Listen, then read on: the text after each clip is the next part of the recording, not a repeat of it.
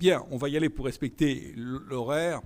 Merci de votre présence nourrie, nombreuse, en ce 11e et dernier mardi de la mer de l'année universitaire, donc 2021-22, excusez-moi. Donc on est 168 au niveau du présentiel et 198 au niveau du distanciel. Le distanciel prend gentiment le devant, mais bonjour à tous ceux qui sont en distanciel, mais c'est bien qu'on trouve un équilibre entre les deux.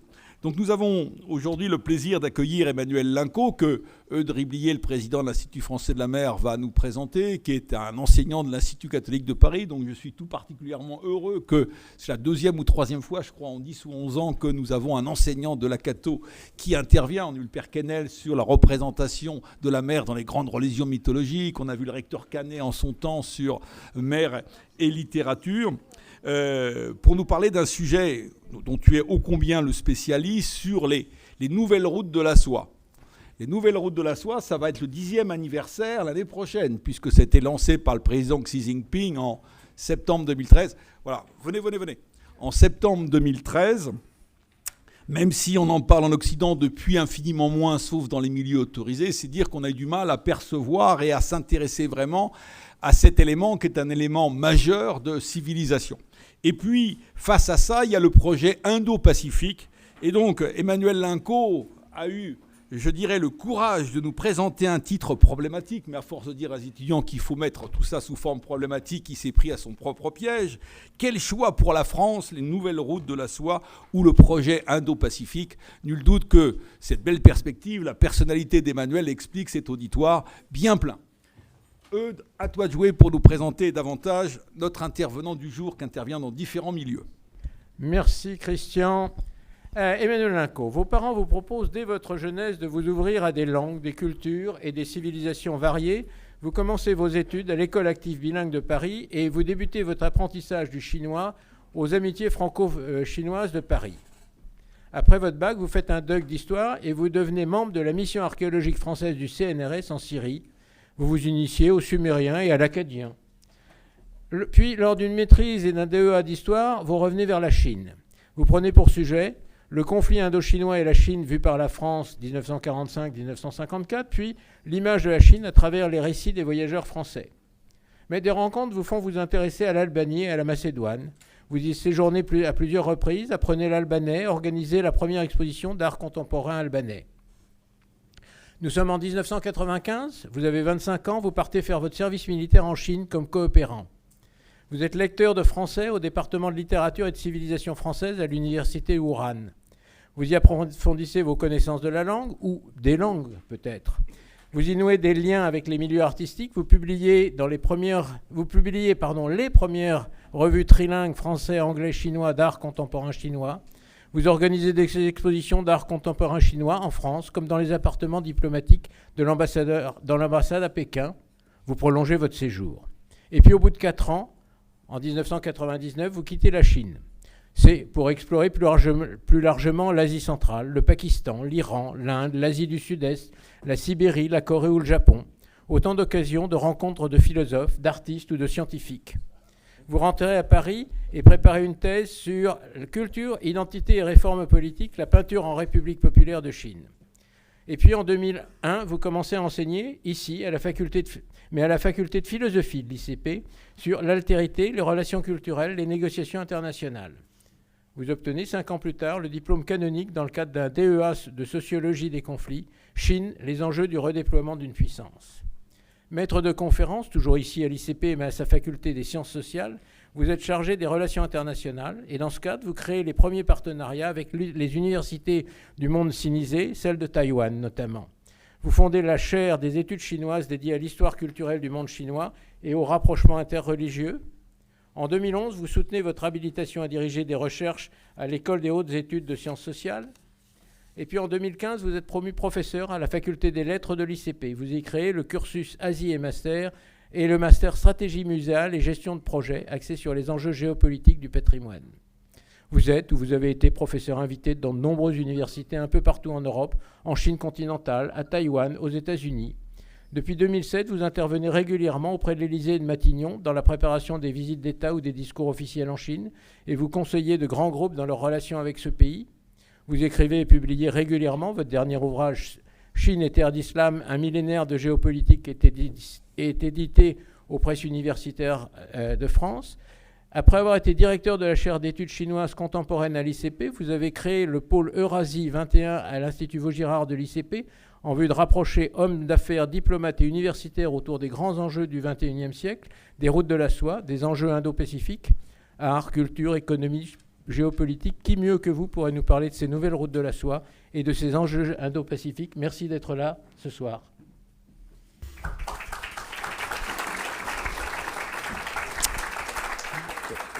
Merci, Monsieur le Président, de cette présentation élogieuse. Je ne sais où vous avez trouvé tout cela, mais c'est très, très impressionnant. Que vous m'avez envoyé. Oui, certainement. Oui. Vous êtes bien renseigné, en tout cas.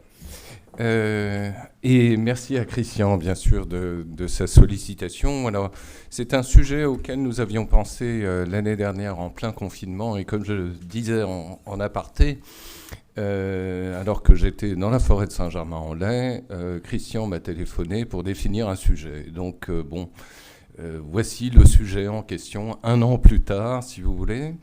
Et quelque part, c'est un sujet qui reste malgré tout d'actualité, parce que quel que soit le futur président que nous aurons, l'un ou l'autre de ces sujets et de ces choix en termes de stratégie, évidemment, se posera. Donc, ce que je vais faire, à la demande de Christian notamment, pendant les 50 minutes qui suivent, je vais camper le sujet, les 2 sujets, les nouvelles routes de la soie et l'alternative qu'est le projet Indo-Pacifique. Et ensuite, je vous céderai la parole pour un certain nombre de questions. Donc, comme le rappelait Christian à l'instant, ce projet des nouvelles routes de la soie a été initié par l'actuel président chinois Xi Jinping, que vous voyez à gauche de l'écran, célébrant avec son homologue kazakhstanais Nazarbayev pour l'époque, à Astana, capitale à l'époque du Kazakhstan, le lancement des nouvelles routes de la soie.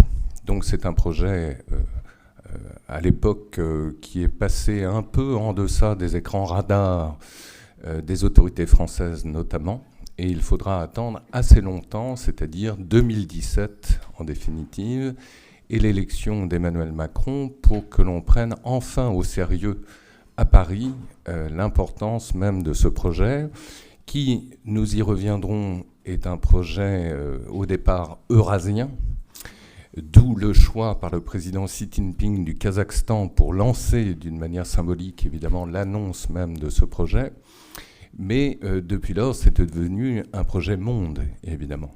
Et c'est un projet, n'ayons pas peur des mots, hégémonique, et un projet contre lequel les Américains et leurs alliés respectifs, dont nous sommes, essayent de créer précisément une alternative. Et donc, ce projet, en définitive, a, dès le départ, donné le là d'une nouvelle grammaire des relations internationales. Donc c'est un projet évidemment fondateur à tout point de vue, y compris pour la Chine, dans la redéfinition de sa politique étrangère même. Ce n'est pas le fait du hasard d'ailleurs si Xi Jinping s'est rendu au Kazakhstan voisin de la Chine pour lancer ce projet. C'est un pays musulman, c'est un pays qui donne accès pour la Chine à d'autres horizons, bien sûr, russes et au-delà, ukrainiens, voire européens, sachant évidemment que le premier objectif de Xi Jinping, au départ, était de relier la Chine à l'Union européenne, qui, ne l'oublions pas, reste le premier partenaire commercial de la Chine. Donc, ce projet des nouvelles routes de la soie a d'abord été créé pour privilégier les relations entre la Chine et l'Union européenne. Et de tous les pays de l'Union européenne, ne l'oublions pas non plus, l'Allemagne, dont plus de 40% des exportations dépendent encore à ce jour du marché chinois, et tout particulièrement dans le domaine de l'automobile. Bon. Et depuis lors, ce projet s'est élargi considérablement. La même année, en 2013, Xi Jinping, cette fois-ci, s'est rendu dans un autre pays musulman. J'insiste beaucoup sur ce voisinage musulman de la Chine, parce que précisément, ce sont sans doute ces pays musulmans que nous avons nous-mêmes sous-estimés en tant que partenaires possibles sur le plan stratégique, et que la Chine a tendance, quant à elle, à privilégier précisément. Et la même année, donc toujours en 2013, Xi Jinping s'est rendu cette fois-ci en Indonésie, autre pays musulman de moindre importance quant au nombre même de ses habitants, puisque la population du Kazakhstan, c'est grosso modo 14 millions de personnes, donc un pays sous-peuplé, alors que la population indonésienne, ne l'oublions pas, est la première population musulmane du monde avec 260 millions d'habitants. Et donc évidemment, en bon chinois, c'est avant tout un marché de consommateurs aussi. Mais comme nous le verrons sur la carte, c'est aussi un point de passage obligé, comme le Kazakhstan, bien sûr, pour l'exportation des ressources chinoises et en retour l'importation de biens absolument vitaux, hydrocarbures et autres pour l'économie chinoise. Ce projet des nouvelles routes de la soie tient beaucoup à la personnalité même de l'actuel dirigeant Xi Jinping, dont il faut rappeler en quelques mots le pédigré. C'est un homme qui a été profondément marqué déjà par son milieu familial. Il est le fils d'un prince, comme on dit en chinois, Tianzi. Donc il est issu de l'aristocratie rouge en définitive. Vous avez à gauche de l'écran un livre du sinologue Jean-Luc Domenac, Les fils de princes, qui rappelle ce fait extrêmement important, et que Xi Jinping est le fils de Xi Jong-sun, qui fut, dans les années 80, l'architecte principal des réformes initiées par Deng Xiaoping, que je vais vous présenter aussi dans quelques instants, qui est donc le successeur de Mao Tse-tung au sortir de la révolution culturelle. Et donc, les zones économiques spéciales initiées officiellement par Deng Xiaoping l'ont été en définitive par le père même de Xi Jinping dans l'arrière-pays de Hong Kong. Bon. Ça, c'est le premier point pour rappeler, je dirais, la filiation réformatrice même de la famille de Xi. Et dans le même temps, Xi Jinping, bien qu'étant un pur produit de la nomenclatura rouge, n'en est pas moins le témoin d'une génération sacrifiée, celle de la révolution culturelle de 1966 à 1976. Et donc vous avez, pour faire un peu savant, mais on est là pour cela aussi, pour expliciter les choses et donner quelques références, un ouvrage de Michel Bonin, collègue à l'EHESS, qui a écrit il y a quelques années « Génération perdue », donc en référence à cette génération à laquelle appartient précisément le président Xi Jinping, qui avait, à sa naissance, il est né en 1953, donc il avait 13 ans au lancement de la révolution culturelle. Hein. Et donc il a une toute petite vingtaine d'années au début des années 80, ceci pour recontextualiser les choses et pour rappeler que cette génération a été très largement, encore une fois, sacrifiée, c'est-à-dire à peu près 16 millions de lycéens, d'étudiants d'une manière générale, qui, après 10 ans de fermeture des écoles et des universités, a dû s'improviser dans le domaine des affaires, dans le domaine de la politique et autres. Hein. Et donc, c'est important à rappeler parce que, quelque part, Xi Jinping, tout en étant fils de prince, n'en est pas moins un autodidacte, comme la majorité, justement, de ses contemporains. C'est un homme qui a aujourd'hui une soixantaine d'années, donc encore jeune, évidemment, pour un dirigeant, mais qui, néanmoins, et en tant qu'historien, évidemment, il faut le dire et se projeter déjà dans le futur, il appartient à la dernière génération qui aura connu la révolution culturelle. Donc ceci est aussi important à rappeler. Et paradoxalement, sans faire de la psychologie de salon, je dirais, comme le rappelle François Bougon, ancien correspondant du Monde, qui a écrit dans cette collection « Dans la tête de », c'est une excellente collection. Vous avez dans la tête de Poutine, c'est d'actualité. Dans la tête de Marine Le Pen, c'est aussi d'actualité. D'Erdogan et de Xi Jinping, entre autres. Et ce livre est excellent, à mon avis. C'est la meilleure biographie, en tout cas en français, que l'on ait sur ce dirigeant communiste chinois qui, paradoxalement, semble avoir été victime de ce que les psychologues appellent le syndrome de Stockholm. C'est-à-dire qu'il est tombé amoureux, en fait, de son bourreau, le maoïsme en général. Ce qui confère justement à cette personnalité une très grande complexité dans ses références idéologiques et assurément dans la stature même qu'il entend endosser, une volonté de s'affirmer tant sur le plan national que sur le plan international. Ça, c'est tout à fait évident. Et en cela, sans brosser un parallèle facile, il y a plus d'un lien de parenté, évidemment, d'un point de vue des choix idéologiques, des postures, qui sont celles d'un Poutine ou d'un Xi Jinping ou d'un Erdogan. C'est-à-dire que chacun se vit dans la posture d'une tradition néo-impériale inventée, réinventée tout au moins. C'est-à-dire que pour Erdogan, on le sait bien, c'est la velléité d'un retour à l'Empire ottoman qui anime manifestement toute une partie de sa politique étrangère. Voyez les incursions turques dans le Haut-Karabakh, en Libye, en Syrie, c'est ni plus ni moins la configuration de l'ancien Empire ottoman. Voyez la Russie par rapport à ses exactions en Ukraine, c'est ni plus ni moins la velléité de reconstituer précisément un empire. Et de même pour la Chine vis-à-vis de Taïwan ou vis-à-vis du sud de la mer de Chine et des contentieux insulaires qui opposent précisément la Chine à ses voisins, que ce soit le Vietnam, les Philippines ou l'Indonésie. Bon, on a là affaire à des configurations néo-impériales et de pays continents dont les empires ne se sont pas totalement encore à ce jour effondrés. Bon. Et donc Xi Jinping est tout à fait symptomatique de cette tendance que l'on retrouve y compris en Iran d'ailleurs. Bon.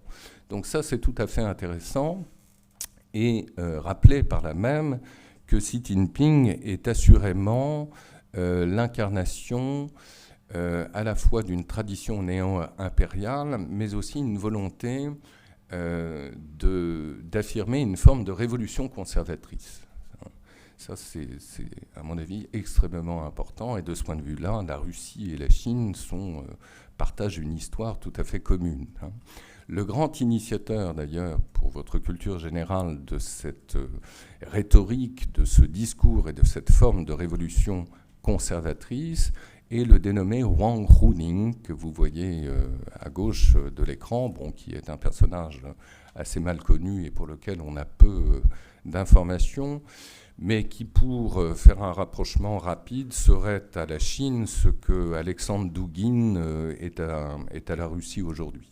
C'est-à-dire donc à la fois un inspirateur, un homme de cabinet, de l'actuel dirigeant Xi Jinping, mais aussi une volonté de renouer avec un passé souvent prestigieux, mythifié, donc en l'occurrence le néo-confucianisme, que l'on va associer avec un marxisme auquel on ne renonce pas pour autant, non plus qu'à l'organisation du Parti communiste qui n'a pas changé depuis ses origines, depuis sa création en 1921. C'est-à-dire que c'est un parti léniniste. Le pouvoir de Poutine fonctionne fondamentalement aussi sur une structure léniniste, c'est-à-dire que c'est une organisation pyramidale, en silo. Il n'y a pas de communication évidemment transverse, et ce qui caractérise ce type de configuration politique, c'est un culte obsessionnel du secret et de l'opacité. Et donc la gouvernance tant de la Russie que de la Chine fonctionne exactement sur la même modalité. Alors c'est important, je pense, de revenir à ces fondamentaux pour savoir grosso modo où on va et pour rappeler que Xi Jinping est donc un hybride à sa manière. Il est à la fois une créature de Mao Tse-tung, une créature évidemment de son père avant tout, mais aussi sur le plan idéologique, c'est-à-dire donc une créature quelque part de la réforme portée et incarnée par Deng Xiaoping, que vous voyez à l'écran, successeur de Mao Tse-tung. Donc Xi Jinping est en fait le produit de toutes ces histoires. Et les nouvelles routes de la soie visent initialement, et encore à ce jour, à hisser la Chine au rang, évidemment, de grande puissance. Quelque part, pour paraphraser un peu la mythologie gaullienne, si vous voulez, Xi Jinping est très souverainiste et très gaullien à sa manière. c'est-à-dire l'obsession de recouvrer son rang pour la Chine est une obsession première. Bon. Et c'est ce que je dis toujours à mes étudiants, si l'on devait résumer en quelques mots les objectifs de la politique étrangère de la Chine depuis Mao Tse-tung, depuis 1949, ça tient en 2 mots, indépendance et souveraineté. Voilà. Et donc fondamentalement aussi, c'est là où je voulais en venir d'un point de vue de l'histoire des idéologies, quand je dis, même si c'est un peu tiré par les cheveux, que Xi Jinping est très gaullien dans sa posture, c'est une façon de dire aussi qu'il est très maoïste, au sens où, pour paraphraser Mauriac, définissant le gaullisme comme suit « tout le monde a été, est ou sera gaulliste », eh bien on peut dire qu'en Chine, tout le monde a été, est ou sera maoïste. Donc le maoïsme est avant tout un nationalisme, et Xi Jinping est avant tout un nationaliste. Voilà. Donc les nouvelles routes de la soie, c'est une façon évidemment d'assurer à la Chine la possibilité de recouvrer son rang, mais aussi de s'affirmer sur la scène internationale. Alors, comment faire ? Eh bien, par la réinvention de toutes sortes de pratiques et d'institutions diverses. Et en cela, la Chine, avant même l'arrivée au pouvoir en 2012 de Xi Jinping, a été à l'origine de la création d'un très grand nombre d'outils au sens large sur le plan institutionnel. Non seulement la Chine a réussi à siniser un grand nombre d'institutions internationales déjà existantes, on l'a vu en pleine Covid, alors que le directeur de l'OMS, un Éthiopien, était manifestement aux ordres du Parti communiste chinois, en taisant justement la gravité de cette pandémie, de même que l'OACI, autre instance internationale dépendant de l'ONU, directement tenue et dirigée par un diplomate chinois de carrière. Bon, outre ces instances internationales sinisées, la Chine en a créé d'autres, a créé ses propres instances internationales. Je ne vous apprends rien, ce sont les BRICS, à partir de 2004. Alors, pas que la Chine, bien sûr, la Russie, le Brésil, etc. C'est vrai aussi des grandes instances bancaires telles que la Banque asiatique des investissements pour les infrastructures, qui est une alternative évidemment au FMI. On pourrait ajouter le Silk Road Fund, qui est un fonds bancaire finançant, comme son nom l'indique, un très grand nombre de projets d'infrastructures de par le monde, et pour commencer en Asie centrale, bien sûr.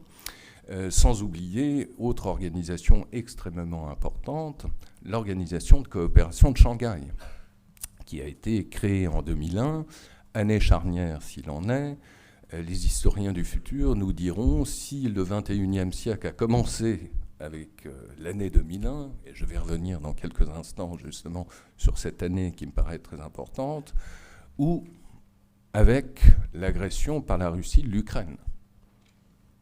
Après tout, vous savez, c'est ce que disent les historiens maintenant avec le recul, que le XXe siècle a commencé avec la guerre de 14. Peut-être que le XXIe siècle, avec le recul, aura commencé en 2022. Vous voyez ? Et peut-être qu'il aura véritablement commencé en 2001 aussi. Bon, alors pourquoi l'année 2001 est-elle si importante ? C'est pas tant les attentats du 11 septembre, même si les Américains sont obsédés évidemment par ce traumatisme et on les comprend. Fondamentalement, l'année 2001 repose sur 2 événements beaucoup plus structurants à mes yeux et pour lesquels la Chine est partie prenante. C'est tout d'abord la création de l'Organisation de coopération de Shanghai, précisément, à l'été 2001. Désormais, 45% de la population mondiale est représentée par cette organisation. Donc c'est la 2e plus grande organisation mondiale après l'ONU, tout de même. Le dernier pays à l'avoir intégrée, et j'y reviendrai tout à l'heure, c'est l'Iran au mois de septembre dernier. Donc vous avez une sorte de glacis eurasien qui est en train de se mettre en place, bien sûr, avec peut-être une logique de bloc de retour, et on se posera la question in fine. Et puis l'autre événement marquant de 2001, c'est évidemment l'intégration de la Chine au sein de l'Organisation mondiale du commerce. Novembre 2001. Je veux dire, tous les phénomènes que l'on connaît, montée du populisme un peu partout en Europe, aux États-Unis, le phénomène Le Pen, voilà, c'est ça. C'est-à-dire une désindustrialisation massive de l'Europe et des États-Unis au profit de la Chine, et en retour, la montée des populismes. Il y a une corrélation, évidemment, entre ces deux phénomènes. C'est tout à fait évident. Donc ça, c'est évidemment structurant. C'est extrêmement important. Et donc, quelque part, les jalons sont déjà posés à l'émergence de cette puissance chinoise. Donc, émergence de la puissance chinoise qui s'en donne les moyens sur le plan international dans un choix de politique très classique au niveau bilatéral, mais aussi au niveau multilatéral, comme je viens de le dire, en se créant ses propres instances internationales. Cela va de pair aussi avec une contribution massive des Occidentaux. Nous sommes évidemment à l'origine de l'émergence de la puissance chinoise. La Chine seule n'est rien, c'est tout à fait évident. Et donc ce projet des nouvelles routes de la soie est un avatar des moyens tout à fait considérables qui ont été les nôtres et qui ont été donnés à la Chine avec ce postulat qui repose avant tout sur un principe de croyance toute néolibérale et avant tout américaine, selon laquelle, dès lors où vous aidiez une société donnée à se développer sur le plan économique, elle deviendrait une démocratie. En somme, à Washington, depuis la fin des années 70, on espère que la Chine deviendrait un gros Danemark, un peu ennuyeux, de sociétés de consommateurs qui achèteraient McDo, pour faire simple. Bon, évidemment, non. Et non seulement la Chine refuse d'être une démocratie, mais elle est fière d'être une dictature. Et c'est un sentiment, jusqu'à preuve du contraire, les choses peuvent évidemment toujours changer, largement partagé par l'opinion chinoise. Et pas que. J'ai écrit effectivement, l'a rappelé très gentiment, un livre récemment sur lequel je reviendrai d'ailleurs, Chine et terre d'islam, un millénaire de géopolitique. Nombre de pays musulmans adhèrent évidemment à ce modèle dictatorial. Et d'ailleurs, tout coïncide. Le 2 mars dernier, lors du vote à l'Organisation des Nations Unies, vous avez quand même une forte majorité d'États qui ont été plutôt attentistes, qui n'ont pas condamné l'agression russe contre l'Ukraine. D'entre tous, la Chine et l'Inde. Ça fait quand même une bonne partie de la population mondiale. Sans compter, évidemment, tous les pays musulmans, ou presque, qui ont été plutôt neutres, précisément, dans la manière de se prononcer, justement, par rapport à cette guerre. Bon. Alors, l'autre dimension, évidemment, qui est essentielle et qui pose un problème aux Américains, et leurs alliés, c'est l'émergence de la Chine en tant que puissance militaire. Cela va de pair, bien sûr, avec l'émergence de la puissance économique. Et là aussi, la Chine, à partir du début des années 2000, s'en est donné les moyens. Alors, tout d'abord, on l'a prise un peu de haut en disant que ce n'était pas très sérieux, que son matériel, de toute façon, était acheté à l'ex-Union soviétique, qu'elle caviardisait, etc. Bon, d'accord, très bien. Les Sukhoi 35 sont devenus les J-9, etc., etc. Bon, néanmoins, la Chine fabrique désormais son propre armement. Donc l'achat déjà de ce vieux navire d'origine ukrainienne, d'ailleurs, que vous voyez, le Varyag, devenu le Liaoning, premier porte-avions chinois, fait partie déjà des navires de l'ancienne génération. Désormais, vous avez un deuxième porte-avions qui a été lancé et de fabrication exclusivement chinoise par la Chine, qui s'appelle d'ailleurs le Shandong, en référence sans doute, le choix des noms n'est jamais anodin, à la province natale de Confucius. En temps normal, un porte-avions de cette nature est avant tout un ambassadeur. Et donc c'est une façon évidemment pour la Chine de communiquer en faisant relâche dans les ports ici et là, avec le nom de Shandong précisément. Bon.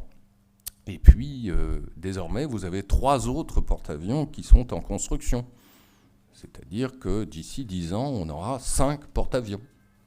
Bon. Alors, ce n'est pas encore le nombre de porte-avions de la flotte américaine. Les Américains, vous le savez, nous sommes au mardi de la mer, donc vous savez cela par cœur. Les Américains ont 11 porte-avions. Bon. Donc, c'est la moitié. Mais en même temps, on le sait, c'est un peu comme les cuirassés jusqu'à la fin de la Seconde Guerre mondiale. On disait que c'était le nec plus ultra de la défense militaire et de l'offensive militaire. Ça tend à être totalement obsolète. C'est-à-dire que vous avez des drones de nouvelle génération qui vous coulent un porte-avions en 3 secondes. C'est plus le problème. Bon. Donc, quantitativement, c'est une flotte qui devient importante. Et d'après tous les experts, cela concorde. La flotte chinoise, tous les 4 ans, se dote de l'équivalent d'une Royal Navy. Donc c'est énorme. Vous voyez ? Et donc le but avoué, c'est de sécuriser évidemment les axes de communication. Donc sécuriser les circuits d'approvisionnement en provenance du Moyen-Orient, en provenance de l'Afrique, bref, des régions riches en pétrole, bien sûr.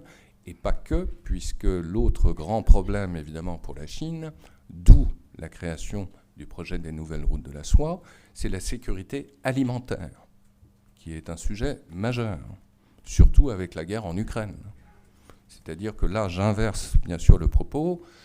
On a découvert, côté chinois, évidemment, que l'on était très vulnérable vis-à-vis de l'étranger. Et l'Ukraine compte, évidemment, dans les importations céréalières aussi de la Chine. Donc, évidemment, ce dispositif militaire vise à sécuriser les acquis. Et qui dit émergence d'une puissance militaire nouvelle, dit création un peu à la manière des Britanniques au XIXe siècle, d'une logique de comptoir. Le fameux collier de perles dont tous les internationalistes nous parlent, donc des bases qui sont soit des ports à vocation civile, et c'est la majorité, soit des ports qui à tout moment peuvent être à vocation militaire aussi. Alors on a beaucoup glosé dès l'année 2016 et son ouverture sur le port chinois de Djibouti. Et pour cause, c'est un port très important. Il n'est pas le seul, vous le savez sans doute. À Djibouti, vous avez 4 armées qui se font face. C'est assez étonnant d'ailleurs, c'est un beau spectacle. Vous avez les Japonais, les Français historiquement les plus anciennement établis à Djibouti, les Américains et enfin les derniers venus, les Chinois. Bon. Alors c'est la base la plus importante et stratégiquement, y compris pour les Occidentaux, comme vous le voyez sur cette carte, elle permet de sécuriser un axe majeur via Bab el-Mandeb, le canal de Suez. Bon. Et donc le contrôle des passages, c'est le b.a.-ba évidemment de toute stratégie, s'avère absolument vital. Vous avez 2 passages dans le contexte stratégique actuel et même d'hier qui comptent d'un point de vue du contrôle même de l'économie mondiale. C'est Suez, bien sûr, mais aussi, et j'y reviendrai, Malacca. Donc Malacca est à l'Asie ce que Suez est à l'Afrique. Et donc la présence de la Chine aux portes de Suez n'est pas en soi une surprise, bien sûr.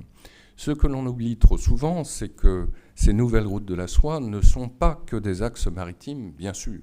Vous avez des axes terrestres et la nécessité aussi pour la Chine de sécuriser ces axes terrestres dans son étranger proche et tout particulièrement en Asie centrale, c'est-à-dire dans les régions périphériques du Xinjiang que vous voyez sur la droite de la carte, avec l'installation d'une base au Tadjikistan, dont la presse occidentale ne parle que très peu, et à tort.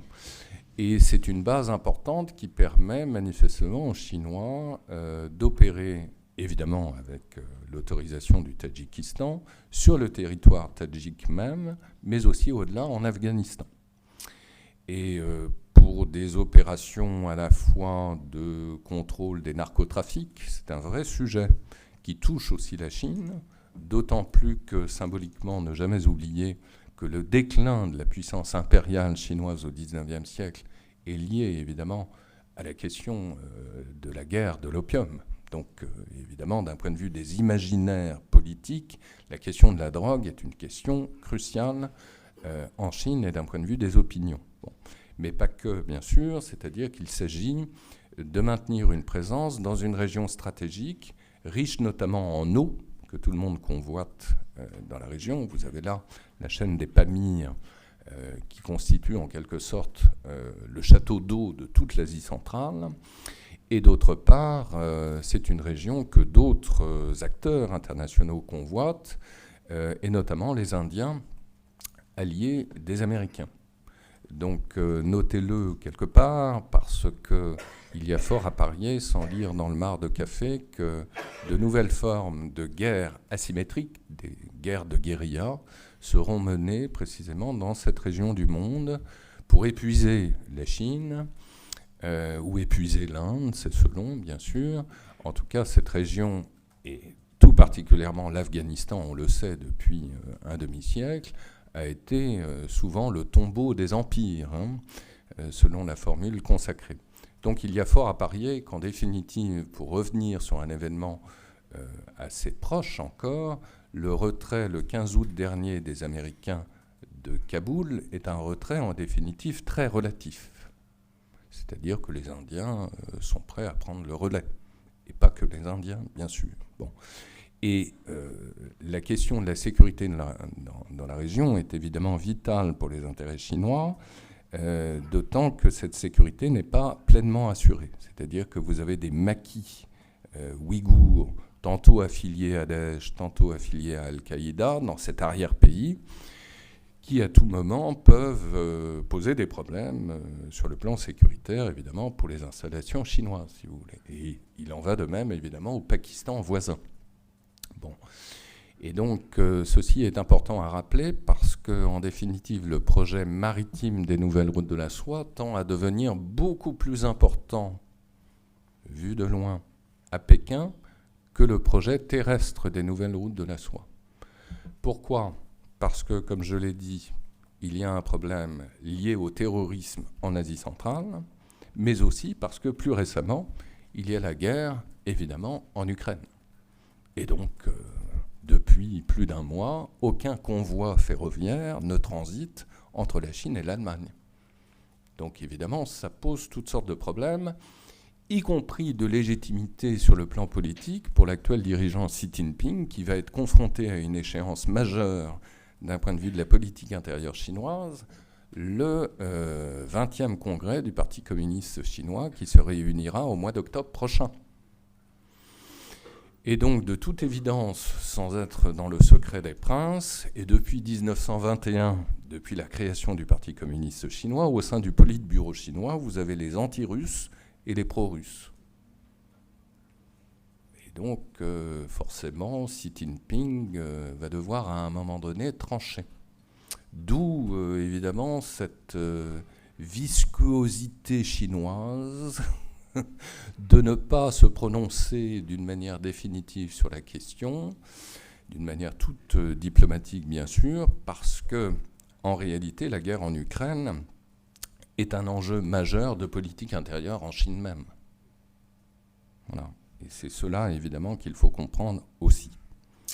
Alors, pour en finir ou presque avec les nouvelles routes de la soie et aborder le second sujet de cette conférence, donc le projet alternatif de l'Indo-Pacifique, vous avez une carte très imparfaite, j'en conviens, qui vous montre néanmoins les principaux circuits à la fois terrestres et maritimes de ces nouvelles routes de la soie. Et comme je le disais tout à l'heure, d'un point de vue stratégique, il s'agit pour la Chine de contrôler avant tout les points de passage. Bon, là, c'est tout à fait élémentaire. Donc je ne reviens pas sur Djibouti. Les deux points de passage qui me paraissent les plus importants sont ceux,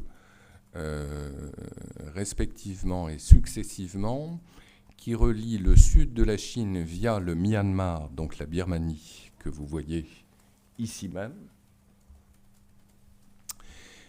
permettant donc de désenclaver les régions du Grand Sud de la Chine, qui sont d'ailleurs encore à ce jour parmi les régions les plus pauvres du pays, pour les relier directement au golfe du Bengale. Donc, premier couloir stratégique sino-birman, permettant par là même, et c'est la chose plus importante encore à retenir, de contourner ce que l'on appelle le dilemme de Malacca. Donc Malacca, encore une fois, est ce détroit à travers lequel le tiers du trafic mondial transite. Le tiers. Donc c'est l'aorte, je dirais, de l'économie mondiale. Vous coupez cette aorte, l'économie chinoise s'effondre. C'est aussi simple que ça. Donc comment créer une alternative? Vous ouvrez un couloir alternatif, le couloir stratégique sino-birman. CQFD, le régime birman, et depuis toujours, est aux ordres de Pékin. La dame Aung San Suu Kyi n'y a rien changé, évidemment. Pourquoi? Parce que vous avez là une prise directe pour les autorités chinoises sur le golfe du Bengale, qui d'ailleurs, soit dit en passant, pose un problème de sécurité stratégique à l'Inde, qui est à la fois menacée sur son flanc oriental, comme vous le voyez, donc la Birmanie pro-chinoise, sur son flanc méridional, puisque le Sri Lanka est aussi affidé à la Chine, mais aussi sur son flanc septentrional, à travers l'exemple du Pakistan. Donc là aussi, autre b.a.-ba de la stratégie, se mettre toujours dans la peau de l'autre, et l'autre indien en particulier. Et vous voyez très clairement que l'Inde est encerclée. Bon. Et ceci va nous permettre justement d'aborder l'autre volet de cette discussion, le volet indo-pacifique. Comment précisément l'Inde cherche à désenclaver à son tour cette configuration géopolitique qui lui est fondamentalement hostile. Mais avant d'y venir, deuxième corridor stratégique répondant au dilemme de Malacca, le corridor sino-pakistanais. Vous voyez, qui, dans une logique de revers d'alliance, permet de relier l'oasis de Kashgar en pays ouïghour contrôlé par la Chine dans la province du Xinjiang au port de Gwadar dans le golfe d'Oman. Le port de Gwadar est un port officiellement à vocation civile, entièrement équipé par les Chinois et permettant désormais de capter le pétrole à la fois iranien et en provenance de l'Arabie saoudite pour l'acheminer directement par des réseaux de pipeline via le Pakistan vers la Chine. Donc, deuxième réponse alternative au dilemme de Malacca. Bon. Donc, pour contenir, pour endiguer précisément la Chine, dont l'une des régions les plus cruciales, et on comprend d'autant mieux pourquoi, est précisément la province de Xinjiang, province musulmane ouïghour, puisqu'elle ouvre à la fois sur l'Asie centrale et sur le subcontinent indien. Et donc, pour empêcher cette forme d'encerclement pour l'Inde, eh bien, celle-ci a souscrit très tôt à un projet alternatif, le projet Indo-Pacifique. Même si cela m'a échappé, ne jamais oublier par ailleurs, et cela explique en grande partie l'état de rapprochement entre Moscou et Pékin, la volonté aussi pour la Chine de développer un autre axe d'acheminement, toujours à destination privilégiée de l'Union européenne, l'axe des pôles, qui est un autre axe des nouvelles routes de la soie, bien sûr, et réchauffement climatique oblige, dégel des glaces, possibilité désormais donc pour la Chine de privilégier un itinéraire beaucoup plus court que celui transitant précisément par Malacca, encore une fois. Donc là, vous avez encore une autre alternative qui n'est pas encore pleinement honorée, mais qui pourrait l'être évidemment à très court terme, sachant que en bon stratège né, les Chinois, depuis des années, ont établi un accord de libre-échange, et c'est le premier avec l'Union européenne, avec le petit État de l'Islande. C'est tout à fait évident. Vous voyez, l'Islande, c'est au milieu de l'océan Atlantique. C'est une façon, évidemment, de créer un hub chinois au milieu de l'Atlantique pour redistribuer justement les marchandises à destination tantôt de l'Union européenne, tantôt de l'Amérique du Nord. Bon. Donc cette autre voie alternative, qui n'est pas encore totalement d'actualité, pourrait le devenir très rapidement aussi, ne pas la sous-estimer. Donc, venons-en cette fois-ci, histoire de représentation, à la représentation indienne quant à la menace chinoise. Et donc très tôt, l'Inde, c'est-à-dire à partir de 2007, s'est rapprochée des pays que vous voyez de couleur bleue, l'Australie, le Japon et les États-Unis, en créant le Quad, autrement parfois appelé le QSD, acronyme affreux qui désigne le Quadrilateral Security Dialogue. Bon. Et le QSD se réunit en moyenne une fois l'an, et notamment en Inde, autour d'une plateforme de rencontre que l'on appelle le Raisina Dialogue, les derniers ayant été présidés évidemment par l'actuel Premier ministre Narendra Modi. Et d'une manière tout à fait évidente, vous avez là une logique d'endiguement. Bonne vieille logique d'endiguement qui fut celle du maréchal Foch après la Première Guerre mondiale en Europe, et puis dans les années 50 avec Eisenhower, le containment américain contre le bloc soviétique. On y revient. Bon. C'est une architecture d'endiguement sur le plan militaire et qui donne lieu donc depuis 2007 entre chacun de ces pays à des manœuvres aéronavales extrêmement importantes auxquelles la France, plus récemment, bien que n'étant pas membre du Quad, a participé à son tour. Bon. Et à cette logique d'endiguement s'est greffé un projet désormais connu depuis les années 2012 et au-delà, sous le nom, cette fois-ci, de projet Indo-Pacifique.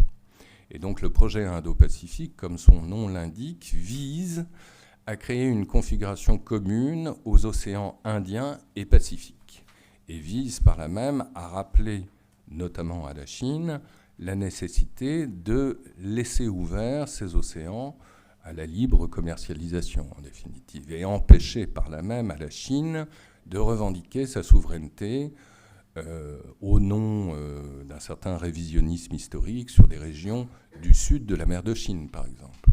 Ce qui, très concrètement, alors peut se justifier sur le plan historique, pourquoi pas, encore que c'est évidemment une thèse contestée tantôt par les Vietnamiens, les Philippins et d'autres. Hein. Mais très concrètement, cela signifierait à terme que possiblement la Chine pourrait exiger à des cargos étrangers des péages pour ravitailler tantôt le Japon, tantôt la Corée du Sud, si vous voulez. Donc on est à l'opposé, évidemment, du libre commerce et de toutes les conventions internationales que la Chine a par ailleurs tout à fait ratifiées. Donc il y a là évidemment une pierre d'achoppement qui oppose la Chine aux Occidentaux, mais qui trouve également dans le prolongement même de ces contentieux d'autres théâtres d'affrontements possibles à travers l'océan Indien et l'océan Pacifique. Alors, la France, évidemment, est directement concernée par cet enjeu, il faut le rappeler, étant donné ses possessions d'outre-mer, bien sûr. Hein. Donc la France est un cas unique d'avoir des possessions un peu partout à travers le globe, comme vous le savez, ce qui confère à la France le statut de deuxième puissance maritime mondiale. On a tendance à l'oublier, la première étant les États-Unis, mais la deuxième dans le monde, c'est la France. Et d'ailleurs, élément de langage un peu souverainiste et patriotard, bon, mais lorsque notre ministre de la Défense, qui est une femme par ailleurs tout à fait respectable et tout ce que l'on voudra, dit et souscrit à l'idée défendue par les Chinois selon laquelle la France est un pays à la fois éloigné de la Chine et un petit pays comparé à la dimension de la Chine, je m'excuse, Madame la Ministre, ce n'est pas vrai. Parce que la Polynésie française est beaucoup plus proche de la Chine géographiquement que ne l'est la France hexagonale d'une part, et d'autre part, si l'on ajoutait l'ensemble des territoires d'outre-mer à l'hexagone, ça fait quand même un territoire de 11 millions de kilomètres carrés. alors que la Chine, c'est 9 560 000 km². C'est QFD, la France est plus grande que la Chine. Ah, ce sont les faits les plus objectifs. Voyez. Et en même temps, j'en conviens, il y a là une asymétrie de moyens tout à fait considérable, qui ne nous échappe pas. C'est-à-dire que vous avez là des reliquats d'empire, on va les appeler ainsi, voilà, c'est la fin de la journée. Et donc la France, raisonnablement, n'a pas les moyens de sanctuariser l'ensemble de ce très vaste territoire, qui est riche à la fois en ressources halieutiques, bien sûr, mais aussi en ressources minérales de toutes sortes, sachant que lorsqu'on lit un peu la littérature spécialisée, les futures terres rares se trouvent précisément dans les abysses. Et la France est là, assise sur un tas d'or, véritablement. Hein, et pas seulement ces petites particules dans les océans que l'on appelle les nodules, qui équivaudraient, si vous voulez, aux terres rares, qui sont nécessaires à la fabrication de nos iPhones, nos portables et autres. La France aussi est en possession de gisements de gaz, c'est d'actualité, n'est-ce pas, et de pétrole absolument colossaux, notamment au large des îles Éparses, c'est-à-dire au nord de Madagascar, qui appartiennent à la France, et dont les gisements équivaudraient à ceux en gaz du Qatar et du Turkménistan réunis. Donc quand on nous dit qu'on dépend du gaz russe, je veux bien, mais bon, il suffit de se renseigner un peu, quoi. Hein, bon. Toujours est-il que la France n'a pas effectivement les moyens militaires de son action. Ça, c'est tout à fait évident, c'est-à-dire que c'est beaucoup trop vaste pour un pays qui ne fait pas le poids par rapport à cette immensité. Soit dit en passant, la Polynésie française, en termes d'échelle, et c'est une mauvaise carte, je m'en excuse, parce qu'elle n'a pas d'échelle, donc elle nous donne comme ça un vague aperçu sur l'immensité même de ce territoire. La seule Polynésie française est l'équivalent de l'Union européenne en superficie. C'est gigantesque. Et nous avons deux malheureuses corvettes pour surveiller l'ensemble de ce très vaste territoire, ou quasiment. Bon. Donc, que faire ?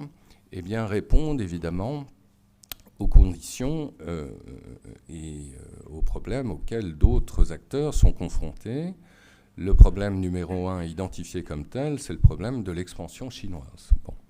Donc, ceci explique évidemment en retour un rapprochement assez inédit entre la France et l'Inde, et il ne vous a pas échappé que la France a vendu des Rafales à l'Inde.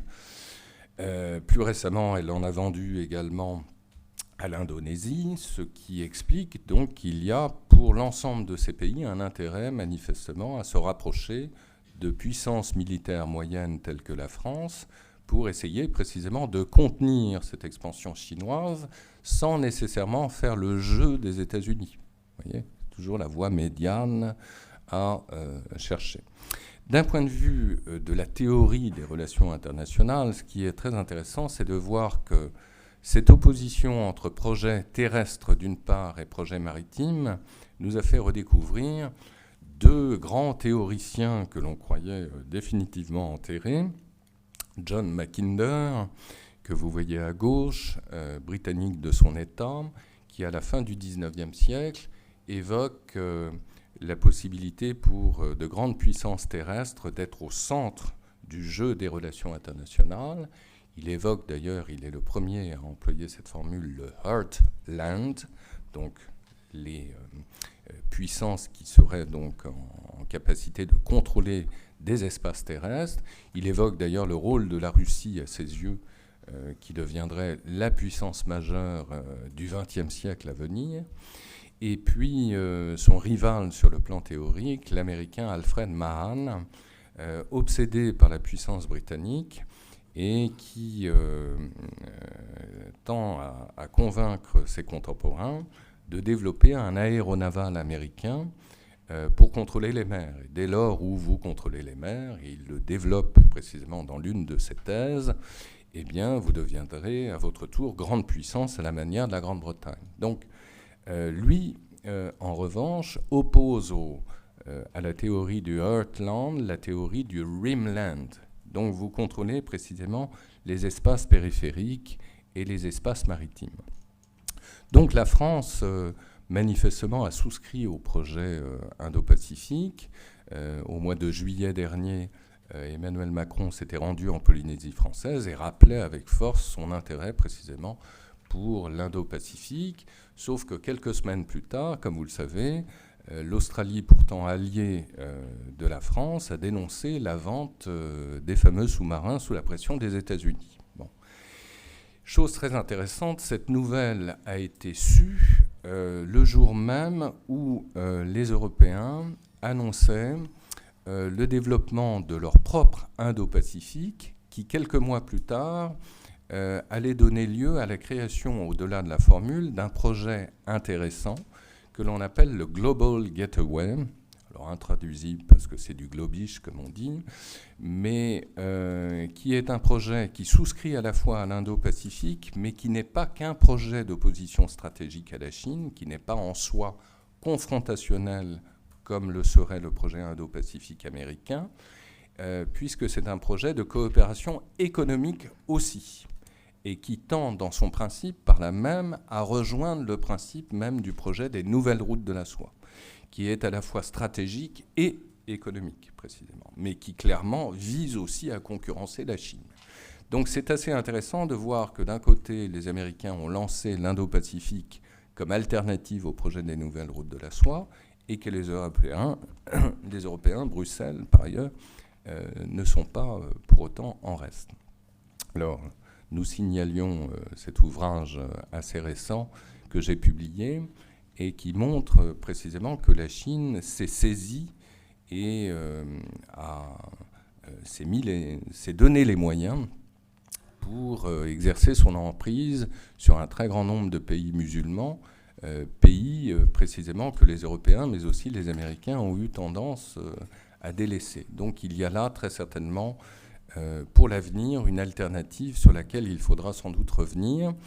La preuve, et pour actualiser le propos, et j'en ai presque fini, par cet accord commercial signé entre la Chine et l'Iran au mois de mars de l'année dernière, qui est un accord extrêmement important par le montant, puisque c'est un accord d'investissement et de coopération commerciale de 400 milliards de dollars, donc c'est tout à fait considérable, et c'est un accord assorti d'une coopération militaire entre la Chine et l'Iran.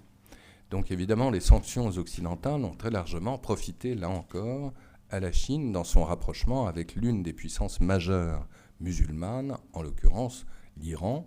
Et comme je le disais tout à l'heure, l'Iran a adhéré récemment, au mois de septembre dernier, à l'Organisation de coopération de Shanghai, dont vous voyez la carte, et qui confère précisément à l'Eurasie, au sens très large du terme, une sorte de glacis, en définitive, dont la Chine serait l'un des centres.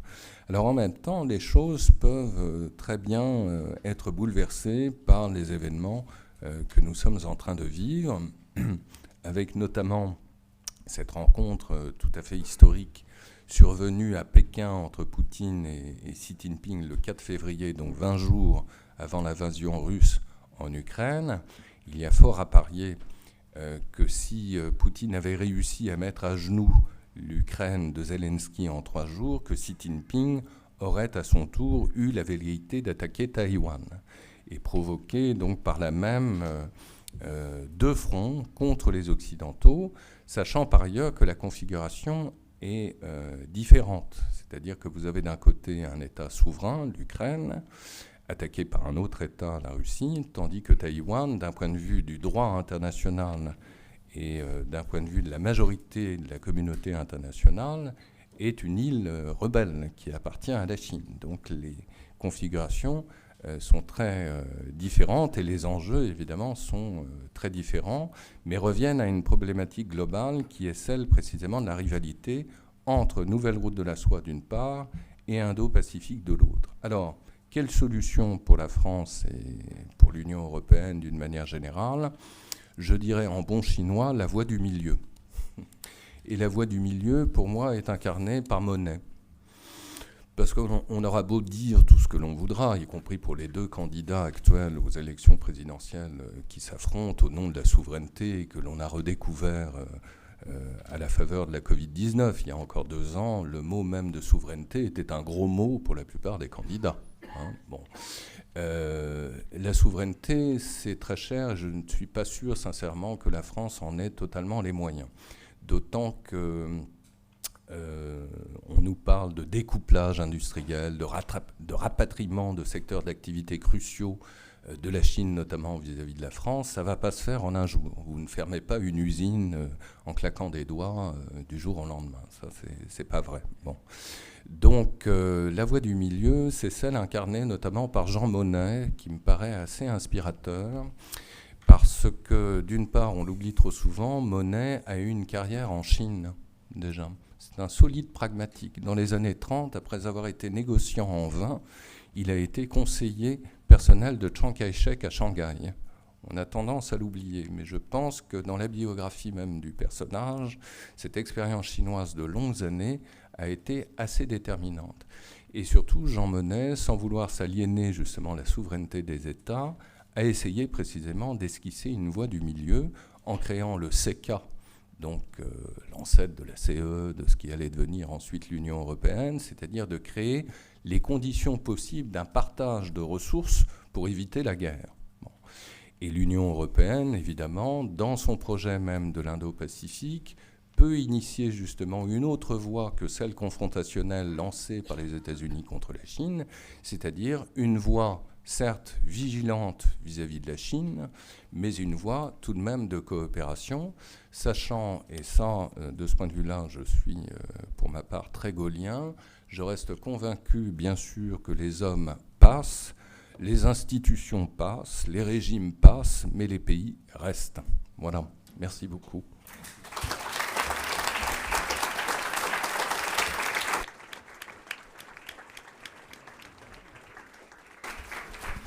Merci beaucoup pour cette fraise qui pose un certain nombre de questions très problématiques. J'imagine qu'il va y avoir beaucoup de réactions sur tout un tas de points.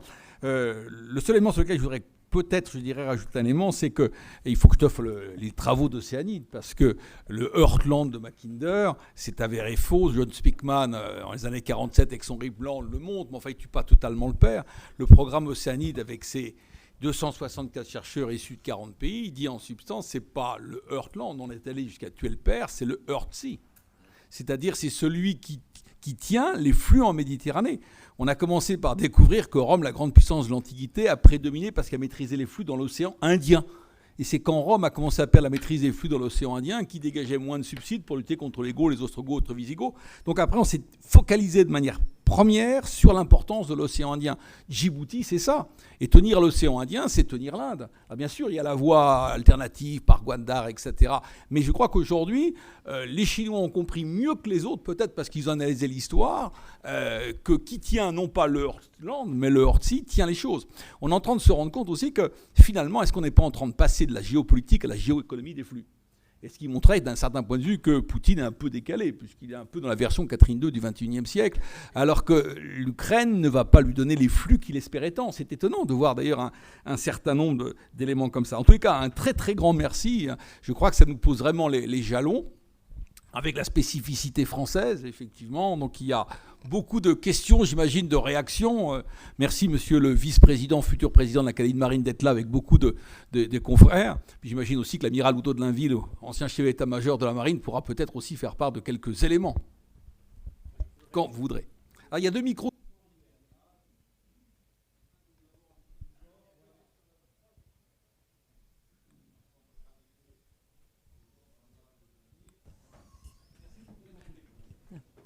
Bonjour, Arnaud Ballet, je suis un ancien étudiant de la faculté de la FAS. J'aurais une question pour vous, monsieur Linco, et merci pour votre intervention. L'amiral Pierre Vendier, le chef d'état-major de la Marine nationale, dit craindre des éventuels coups de force sur nos territoires du Pacifique, notamment par la Chine. Est-ce que vous partagez cette analyse ? Merci.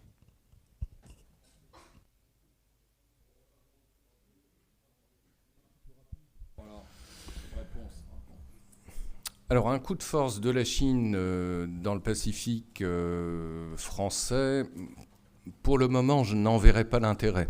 Mais à terme, pourquoi pas, effectivement, la Chine cherche à se ménager une profondeur stratégique. D'où son intérêt d'abord pour Taïwan.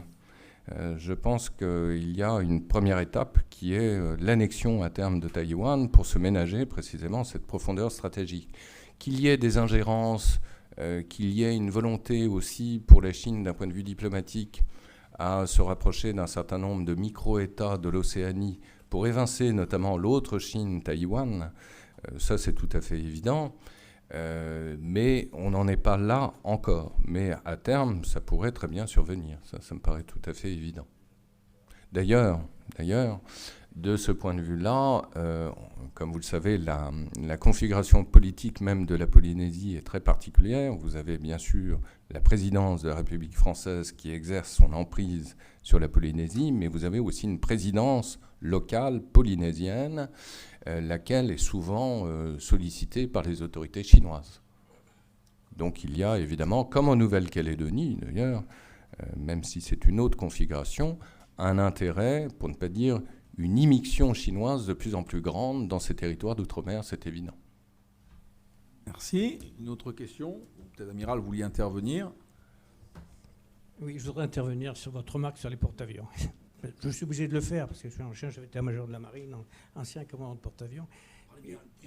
Ancien commandant de porte-avions, et vous avez dit que les drones pouvaient détruire un porte-avions en moins de temps qu'il fallait pour le dire. D'abord, les drones, c'est les tout petits engins qui transportent, dans le meilleur des cas, des missiles, mais des missiles sans charge militaire. Donc, les porte-avions ne craignent absolument pas les drones. Par contre, il y a une menace qui vient des missiles hypersoniques. Je pense que c'est à ça que vous faisiez allusion. Et ces missiles hypersoniques, ils sont très rapides, hypersoniques. Et ils sont tellement rapides qu'on ne peut pas les guider. Je ne sais pas si vous avez lu Tintin, On a marché sur la Lune. Quand la capsule rentre, il ne peut plus communiquer. Si vous avez vu le film Apollo 13, quand la capsule rentre, ils ne peuvent plus communiquer. Eh bien, c'est pareil avec ces missiles hypersoniques. Quand le missile rentre, il ne peut plus communiquer. Et donc, le porte-avions qui est mobile, il peut aller là où il veut et échapper aux missiles. D'ailleurs, les Chinois ne s'étaient pas trompés. Comment appellent-ils ces missiles? Comment appellent-ils ces missiles? Ils ne les appellent pas Carrier Killer, enfin l'équivalent chinois. Ils les appellent Guam Killer, c'est-à-dire les missiles pour détruire l'île de Guam. Pas le bateau qui s'appelle Guam, l'île de Guam. Et donc, si vous voulez, je suis pas... D'ailleurs, la preuve aussi, c'est que tous les pays d'Asie qui ont un réarmement naval très fort se dotent de porte-avions ou porte-aéronefs. Le dernier en date étant la Corée du Sud. Alors, j'aurais voulu vous entendre aussi sur les relations entre la Chine et le Moyen-Orient. Et là, c'est vraiment dans le contrôle des flux de pétrole, parce qu'on sent les pays du Moyen-Orient très hésitants sur l'accord de Quincy, c'est-à-dire le parapluie américain, et la Chine, qui est leur plus gros acheteur, enfin l'Asie en règle générale, qui est le plus gros acheteur de pétrole. Et donc, le parapluie américain, il se distend. Sauf qu'on les sent très hésitants. Ils n'ont pas encore fait sauter le pas, à ma connaissance. Mais vous avez raison, parole d'expert, n'est-ce pas, de rappeler d'une manière très hiérarchique, justement, l'usage de ces armes diverses. Ce que je veux dire par là, sans être expert dans ce domaine, c'est qu'assurément, la Chine pourrait nous surprendre par l'invention de moyens d'intervention asymétriques auxquels on ne pense pas, qui peuvent anéantir justement des dispositifs comme ceux que vous décrivez. Pour répondre à votre question sur le Moyen-Orient, le rapport d'approvisionnement de la Chine vis-à-vis du Moyen-Orient, contrairement à ce que l'on pourrait croire et contrairement à ce que cet accord signé entre Chinois et Iraniens pourrait nous faire croire, la Chine privilégie l'Arabie saoudite dans ses approvisionnements et non pas l'Iran. Donc ça, c'est assez intéressant de voir là aussi cette asymétrie. Néanmoins, chose à mes yeux importante à rappeler, c'est que la Chine, au contraire d'un certain nombre d'experts occidentaux, ne tient absolument pas compte de la rivalité chiite-sunnite. C'est-à-dire qu'on a une approche extrêmement pragmatique justement des enjeux et une diversification. Effectivement, on fait à la fois affaire avec Riyad et avec Téhéran, même si Riyad semble être privilégié depuis ces dernières années, et beaucoup moins, paradoxalement, l'Iran. Merci beaucoup.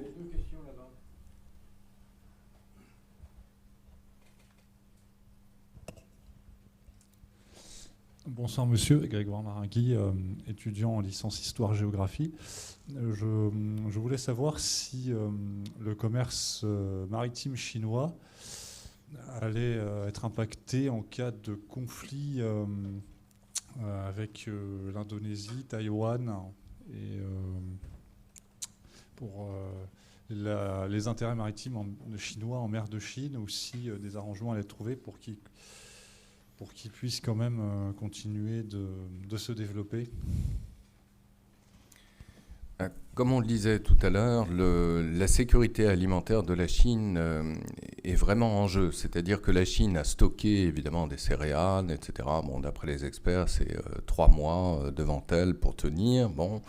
Mais il y a un problème de dépendance de la Chine par rapport aux marchés extérieurs, et un problème qui est lié, bon alors c'est trop long pour approfondir, mais qui est lié notamment à l'extraordinaire urbanisation du pays, c'est-à-dire une raréfaction en retour des terres arables. C'est-à-dire que vous n'avez plus que 8% de la surface agricole utile exploitable en Chine, quand elle est encore exploitable. C'est-à-dire que, on le sait aussi, tout est ultra pollué, donc il y a un problème de sécurité aussi alimentaire d'un point de vue de la pollution même, des sols et des nappes phréatiques. Donc c'est un enjeu de sécurité alimentaire, c'est un enjeu politique bien sûr, c'est-à-dire que les grandes manifestations qui ont lieu depuis ces dernières années sont liées souvent à des problèmes environnementaux, d'écologie, de contestation précisément par rapport à des questions de sécurité alimentaire ou environnementale. Donc il est clair que s'il y avait un conflit avec Taïwan, la Chine serait très vite impactée effectivement par ces problèmes. Ça, c'est tout à fait évident. Alors, il y a plusieurs écoles évidemment qui s'affrontent. Ceux qui vous disent que la guerre est impossible parce qu'il y a un tel échange précisément sur le plan économique entre les deux rives du détroit de Taïwan que c'est a priori inenvisageable. Bon. Sauf, encore une fois, que moi je reste absolument persuadé que ça relève de la croyance avant tout. La croyance selon laquelle les échanges économiques achèteraient à eux seuls la paix sociale. La réponse est non.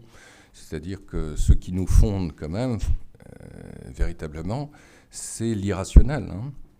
C'est-à-dire qu'il y a des pulsions de mort, de volonté d'exercer une souveraineté qui à tout moment peut faire craindre le pire, c'est-à-dire une guerre contre Taïwan, dont on ne voit pas effectivement les objectifs immédiats et pas du tout d'un point de vue rationnel, encore une fois, parce qu'a priori ça serait se tirer une balle dans le pied, quoi. D'autant qu'on le sait, les 3/4 des microprocesseurs au niveau mondial sont fabriqués à Taïwan ou sous licence taïwanaise, donc faire la guerre à Taïwan... Non, on n'en voit pas l'enjeu immédiat. Mais d'autres vous disent qu'au contraire, cela permettrait effectivement à la Chine d'acquérir une profondeur stratégique en sanctuarisant l'ensemble de la mer de Chine et par là même en faisant barrage à des émissions occidentales dans la région. Donc pour le moment, tout est sur la table. On ne peut pas trancher. Merci. D'autres questions ? Puis après, M. Bovis. Allez-y ensuite là. Oui, allez-y. Bonsoir, Julien Ozou, je suis aussi étudiant en histoire-géographie à l'ICP. Merci pour votre intervention, c'était extrêmement intéressant. Moi, j'aurais une petite question. Je me suis beaucoup intéressé à l'histoire de la Chine et ce qui se passe ces dernières années, ça rappelle un petit peu le système de réseau vassal qui avait été mis en place sous les expéditions de Seng-Ré au XVe siècle. Est-ce que du coup on peut faire un parallèle ou c'est complètement tiré par les cheveux ? En tout cas, cette évocation est importante pour la propagande chinoise parce que c'est une façon de dire que les Chinois ont été les premiers en tout pour les expéditions navales. Vous avez même certains chercheurs chinois qui essayent de démontrer que les Chinois auraient découvert les Amériques avant Christophe Colomb, etc. Bon, Cela relève évidemment d'une sorte de mise au défi permanent et de, comment dirais-je, de rivalité d'un point de vue du soft power, bien sûr. Bon. La différence quand même sur le plan historique, c'est que Zheng He et ses successeurs n'ont jamais colonisé en l'espèce l'Afrique. Au contraire, justement, des Européens. C'est là la grande différence. On peut même remonter à l'époque des Vikings, pourquoi pas. Le phénomène Christophe Colomb dans l'histoire universelle, c'est que Christophe Colomb est non seulement revenu pour témoigner, d'ailleurs il était absolument convaincu, je vous le rappelle, d'avoir découvert la Chine par la voie ouest. Hein. Enfin, je suis à Cathay, c'est quand même assez extraordinaire. Et surtout, d'autres lui ont succédé. C'est ça la nouveauté, c'est ça le changement de paradigme. Et dans l'historiographie, la fin du Moyen-Âge pour entrer en modernité avec la Renaissance.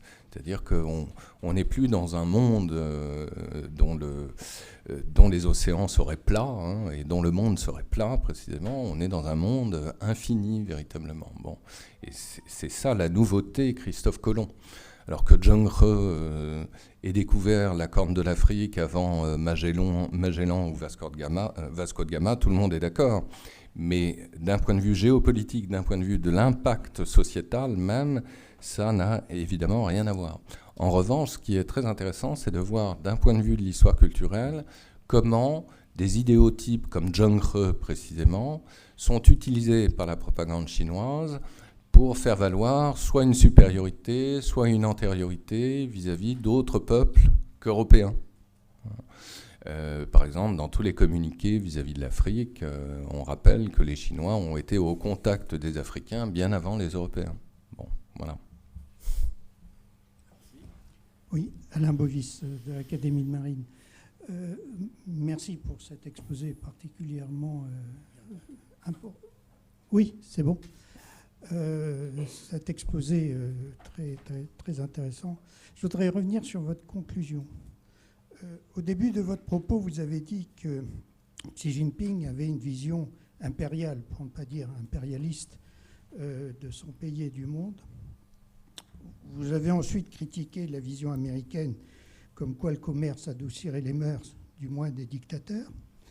Et à la fin, vous concluez en disant que l'Union européenne pourrait développer une approche de partenariat économique original. Sur quelle base fonder cette ligne de crête, sachant que l'Australie, par exemple, avait développé une interpénétration économique très forte avec la Chine, ce qui n'empêche pas aujourd'hui de se retrouver en affrontement opposition quasi frontale.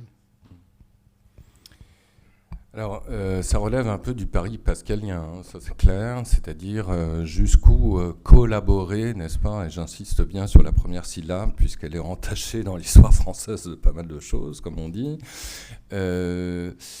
Il y a, je pense, une nécessité de penser le temps long, ça c'est extrêmement important, et on ne le fait pas suffisamment, on le sait, on est toujours... arrêté soit par des échéances électorales, soit par des considérations idéologiques. Et c'est la raison pour laquelle, d'une manière un peu grandiloquente, c'est vrai, je disais qu'il fallait parier avant tout sur les pays et non pas sur les hommes. Parce que Xi Jinping, par définition, ne sera pas éternel non plus que Vladimir Poutine. Donc il faut continuer à entretenir des relations vigilante, encore une fois, c'est-à-dire ne pas sacrifier ni notre âme, ni nos secteurs d'activité les plus cruciaux, mais continuer à collaborer pour préparer justement l'après Xi Jinping, l'après Poutine. Je ne dis pas que ça sera simple, mais en tout cas, cette coopération permettrait effectivement de nous ménager, je pense, une certaine marge de manœuvre entre les États-Unis qui clairement veulent nous entraîner dans une histoire confrontationnelle qui, a priori, n'est pas la nôtre. En tout cas, pour une fois dans notre histoire, tous ces troubles en devenir en Asie orientale sont quand même assez éloignés précisément de l'Hexagone. Donc, pour être un bon disciple de Machiavel, je pense qu'il y a là une opportunité, c'est-à-dire nous concentrer sur l'Europe et faire affaire avec des puissances très étrangères sur le plan géographique pour nous affirmer précisément. Je ne dis pas que c'est simple, hein, mais précisément l'exemple de Jean Monnet nous montre qu'il a réussi à dissoudre à la fois les tensions nationalistes entre des pays qui, il y a encore 6 ans, on le voit, c'est 1951, se faisaient la guerre, qui a créé les conditions de rapprochement entre la France et l'Allemagne pour que nous n'ayons plus la guerre depuis maintenant près de 80 ans. C'est ça avant tout l'Union européenne, il faut quand même le rappeler. Donc si nous avons réussi à le faire avec l'Union européenne, nous pouvons a priori le faire entre l'Union européenne et d'autres pays. En tout cas, je pense que s'il y a une marge à trouver, c'est dans cet écart précisément entre les États-Unis et la Chine, c'est-à-dire qu'encore une fois, cette histoire de confrontation directe entre Washington et Pékin est extrêmement périlleuse à mes yeux. Voilà. Merci. Une question juste devant. C'est le micro là-bas. Bonsoir monsieur, je m'appelle Marie-Astrid, je suis en histoire sciences politiques. Déjà merci pour votre intervention et j'avais une question concernant l'ouverture de la Chine au commerce international. Justement, si cette dernière s'ouvre au commerce international, est-ce qu'elle ne risque pas de s'embourber dans une logique de surproduction industrielle qui peut justement l'autodétruire ?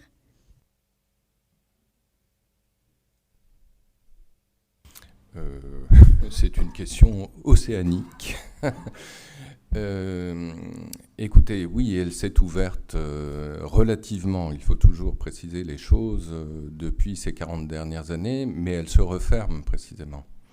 Hein, comme la Russie d'ailleurs. C'est ça qui est tout à fait intéressant, c'est-à-dire que peut-être que je n'ai pas eu le temps d'insister justement sur cette configuration renaissante. Je pense que l'on assiste de plus en plus à une renaissance de logique de bloc.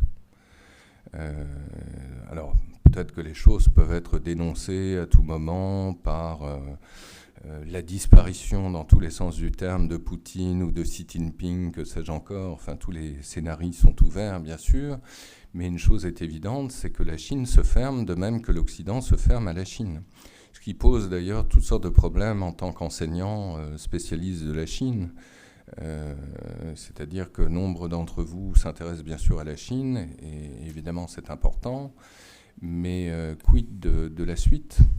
C'est-à-dire que si vous étudiez la langue d'un pays, si vous étudiez son histoire pour n'avoir plus les possibilités d'y aller, ça pose clairement des problèmes d'objectifs, quoi. Et pourtant, il faut y croire, justement. Je reviens à cette considération initiale, c'est-à-dire préparer l'après. Alors, ça peut prendre beaucoup de temps, c'est un investissement pascalien, encore une fois, c'est-à-dire qu'on n'en verra pas le résultat tout de suite maintenant, mais il faut s'y préparer. Et de même qu'il faut, je pense, sans être grandiloquent là non plus, parier sur l'intelligence. L'autre semaine, il y avait une conférence à laquelle je participais sur l'Ukraine, et je disais, je le répète ici avec force, qu'il est proprement idiot de voir des universités européennes comme l'université de Milan interdire désormais des cours de russe et des cours sur Dostoïevski. C'est complètement aberrant, de même que d'interdire de salles de concert en France des musiciens russes. Je veux dire, s'il y a des gens justement avec lesquels il faut continuer à collaborer, aider, etc., ce sont des artistes, des intellectuels, précisément. Ce sont ceux-là, précisément, qui vont préparer l'après. Voilà, c'est là-dessus, justement, qu'il faut miser. Alors, ça va demander beaucoup d'abnégation, beaucoup de vigilance aussi, parce qu'on sort aussi d'une période, tout particulièrement en France, de sino-béatitude, absolument effarante, qui s'explique aussi par l'histoire, hein, mais je ne donnerai pas de nom, mais on reconnaîtra un certain nombre d'hommes politiques qui ont cédé depuis maintenant 30 ans au mirage chinois, comme au mirage russe d'ailleurs, d'une manière absolument consternante, mais vraiment consternante, hein. Donc là aussi, il faut rester très, très vigilant, mais en même temps bien imaginer que ce qui est beaucoup plus intéressant en Russie, c'est la langue russe, plutôt que Poutine. Ce qui est plus intéressant en Chine, c'est la langue chinoise, ce sont tous les auteurs philosophiques chinois, etc. Voilà, ça restera. Xi Jinping et Poutine, encore une fois, ça ne restera pas. Donc voilà, il suffit d'attendre. Merci. Peut-être une dernière question. Est-ce que nos internautes ont une question ou on donne la parole à la salle pour une dernière question? Deux questions alors. On va donner le micro à monsieur. Tout de même une question de nos auditeurs distants, qu'on ne les prive pas totalement. Pourriez-vous revenir sur la guérilla dans les territoires afghans voisins de la Chine et du Tadjikistan? S'agit-il selon vous d'un nouveau terrain d'affrontement entre les puissances chinoises, russes et américaines ou d'un terrain d'entente entre ces puissances pour lutter contre le terrorisme? Il faut que tu fasses court parce qu'en fonction de ta réponse, il y aura deux questions qui pourraient être posées ou pas. Bon. Alors, nouveau théâtre d'affrontement, assurément. Coopération, certainement pas, parce que la Chine elle-même entretient un double discours et un double jeu par rapport à un certain nombre de factions terroristes au Pakistan. Donc, en fait, se reproduit une configuration qu'on avait connue dans les années 80 avec l'invasion soviétique de l'Afghanistan. Et donc, ça va être un théâtre d'affrontement, mais certainement pas de coopération contre le terrorisme international. Merci pour cette belle synthèse. Avant-dernière question. Oui, merci monsieur. Je voulais vous poser une question. Il me semble avoir lu dans la presse que la France avait montré une capacité à approcher des avions de chasse assez loin, y compris dans des territoires importants que vous citez. Ne pensez-vous-t-il pas que c'est une manière de montrer notre détermination à protéger ces territoires également, autres que par voie maritime? Alors le fait c'est ce que je dis toujours à mes étudiants, c'est pas de la poésie, hein, mais à mon avis, la vente d'armes, c'est le meilleur indicateur en termes de relations internationales. C'est-à-dire que les discours des hommes politiques, c'est du vent. On est toujours amis, etc., mais ça ne repose sur rien. En revanche, la vente d'armes, ça c'est important parce que ça vous oblige à terme. Que vous vendiez par exemple des Rafales à l'Inde ou à l'Indonésie, ça veut dire une chose très concrète. D'ici les 40 prochaines années, il n'y aura pas de guerre entre la France et l'Inde ou la France et l'Indonésie. Oui. On parlait des Rafales français. Oui. On peut aller en Polynésie assez rapidement. Oui. Oui, mais enfin bon. Certes, vous compléterez peut-être tout à l'heure une dernière question, parce qu'il faut qu'on respecte dans l'agenda, en tout cas immédiat, de notre futur président. Bonsoir, Charles Binic, professeur d'histoire-géographie et ancien étudiant à l'AFDL ici. Je voulais savoir s'il y avait des exemples de gros projets de développement en lien avec les nouvelles routes de la soie en Afrique, mais qui ne soient pas situés en mer Rouge, en Méditerranée, qui illustrent bien ce que vous disiez tout à l'heure, à savoir que c'était plus seulement un projet de connexion Europe-Chine, mais bien aussi un projet d'hégémonie mondiale, on va dire. Oui, ces projets existent, sont très importants, surtout manifestement en Afrique du Sud, au Nigeria et en Éthiopie. Donc vous regardez la carte, c'est une triangulaire qui permet effectivement de couvrir sous un très large spectre l'ensemble du continent africain, sans oublier évidemment l'Égypte, hein, qui est de plus en plus un partenaire très important de la Chine. Mais en même temps, alors on n'a pas eu le temps de tout aborder bien sûr, le projet des nouvelles routes de la soie est un projet qui coûte très cher. En 2013, on évoquait un montant de 1000 milliards d'investissements. Certains experts évoquent 9000 milliards désormais, c'est absolument colossal. L'Afrique est évidemment impactée par ces projets, mais en même temps, signe des temps, lors du dernier forum Chine-Afrique qui a eu lieu à Dakar il y a quelques mois, la Chine a revu à la baisse ses projets d'investissement en Afrique subsaharienne. Donc ça, c'est quand même un signe des temps. Et évidemment, la Chine n'est pas seule en Afrique. Il y a aussi ce projet à la marge, Global Gateway de l'Union européenne, qui tente à vouloir justement coopérer davantage avec l'Afrique. Et puis, il y a plus à la marge encore, mais c'est une autre puissance émergente, l'Inde, qui s'intéresse aussi de plus en plus à l'Afrique. Merci beaucoup. Donc avant que le président de l'Institut du Français de la Mer fasse la conclusion, je voudrais simplement vous remercier bien sûr pour l'ensemble de ces sessions. On n'a pas le programme de l'année prochaine, mais nous allons le concocter très très prochainement. Si vous ne recevez pas par mail les choses, vous pouvez toujours aller sur le site, il suffit de s'inscrire les mardis de la mer, il n'y a pas de souci. Vous pouvez également me donner votre adresse postale, mais on n'envoie plus forcément par la poste, c'est toujours un petit peu lourd, donc il suffit d'aller sur le site. Les mardis de la mer, on commence toujours début octobre. Voilà, merci beaucoup. La parole, la conclusion et pour remercier notre intervenant de driblier. Oui, un très grand merci pour cette conférence, parce que vous nous avez dit finalement que les routes de la soie, l'Indo-Pacifique ou le Global Gateway, finalement, c'était 3 outils pour développer, renforcer, sécuriser les voies d'échange commercial de la Chine, de l'Inde, de l'Europe et de leurs blocs associés. Et vous nous avez incité à quitter la sino-béatitude pour de la coopération vigilante. Merci infiniment pour cette soirée.